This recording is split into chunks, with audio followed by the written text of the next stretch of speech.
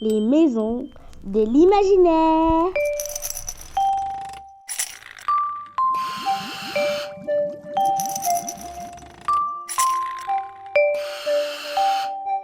Un programme de Cœur Imagination.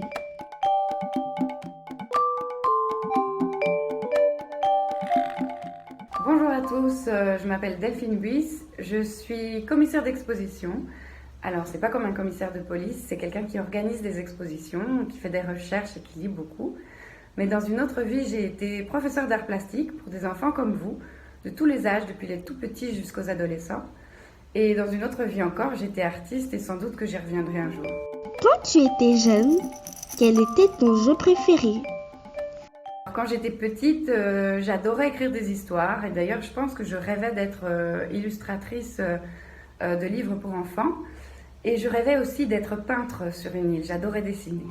Si tu avais un super pouvoir, que serait-il? La téléportation, c'est-à-dire qu'en un claquement de doigts, je pourrais me retrouver à l'endroit où j'ai envie d'être. Quel est le talent le plus bizarre que tu possèdes? Bon, mon talent bizarre, il est un peu vraiment bizarre, c'est-à-dire que j'arrive à toucher mon nez avec ma langue. Donc, puisqu'il faut le montrer, je vais le faire, mais n'en parlez personne. Peut-on voir quelques-unes de tes créations? Alors, la première œuvre que je vais vous présenter, c'est une œuvre de mix média, c'est-à-dire il y a du collage et de la peinture. Elle s'appelle The Crater Lakes Monsters. En français, ça veut dire le monstre du lac de Cratère. Parce que là où j'habitais avant, en Tanzanie, il y avait beaucoup de légendes sur ces lacs de Cratère, comme quoi il y aurait des monstres qui vivaient en dessous. Elle m'a été inspirée aussi d'un poème d'un poète que j'adore, qui s'appelle Rainer Maria Rilke, et qui dit « Peut-être que tous les dragons dans nos vies sont en fait des princesses qui n'attendent qu'on agisse au moins une fois avec beauté et courage. Peut-être que tout ce qui nous effraie est en fait quelque chose de démuni qui veut notre amour. Et c'est sans doute à partir de ce moment-là que j'ai arrêté d'avoir peur, en tout cas en partie. Alors la deuxième œuvre dont je veux vous parler, c'est une fresque que j'ai réalisée ici à Dakar, au Sénégal, dans un programme qui s'appelle Passerelle et qui invite des femmes à peindre à l'occasion de la journée du 8 mars. Et j'ai représenté là un symbole de paix avec les mains, donc un symbole un peu féminin, mais aussi de paix. Et enfin, la troisième œuvre, elle concerne les cartes, parce que comme vous voyez derrière moi, il y en a partout, parce que j'adore ça. J'ai des cartes partout sur les murs, jusqu'au plafond d'ailleurs.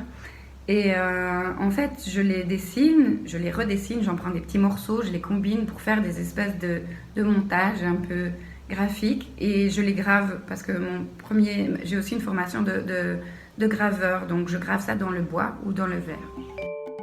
As-tu un défi pour nous? Alors, la technique que je vais partager avec vous aujourd'hui, je vais un peu tricher, c'est pas une technique mais 3 techniques qui sont en fait les ancêtres, les petits ancêtres du cinéma d'animation, plus communément appelé dessin animé. Et je me suis tellement amusée à faire ça avec mes enfants que je voulais les partager avec vous. Donc la première s'appelle le Thaumatrope. Vous voyez, il y a un petit dessin sur ce disque. Et de l'autre côté, positionné à l'envers par rapport au premier, un autre dessin avec 2 petites ficelles sur les côtés que l'on enroule au préalable et au moment de lâcher, eh bien ça crée une animation par un phénomène de persistance rétinienne. On a l'impression que les 2 images se mélangent. La deuxième technique s'appelle le folioscope. Je suis sûre que vous en avez déjà vu. C'est une sorte de petit livre qui, par la manipulation, en fait, très rapide des images, va nous donner aussi une impression d'animation. Ce sont des images qui se succèdent. Ici, nous, évidemment, c'est à l'envers pour vous, mais ça s'appelle la mouche. Et c'est l'histoire d'une petite mouche qui va suivre un mouvement. Et quand on le manipule très très vite, on a l'impression que cette petite mouche fait des petits cercles jusqu'à sortir de l'image.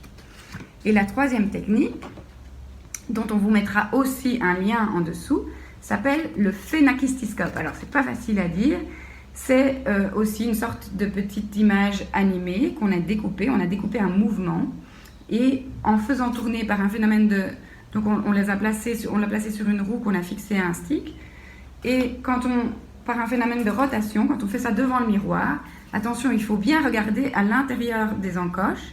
Eh bien, on a l'impression, en regardant dans le miroir à travers l'encoche, que le film se met à bouger. Voilà, merci à tous de m'avoir écouté. J'espère que vous allez bien vous amuser et je vous mets au défi de réaliser une de ces petites techniques d'animation et d'envoyer votre vidéo. À bientôt!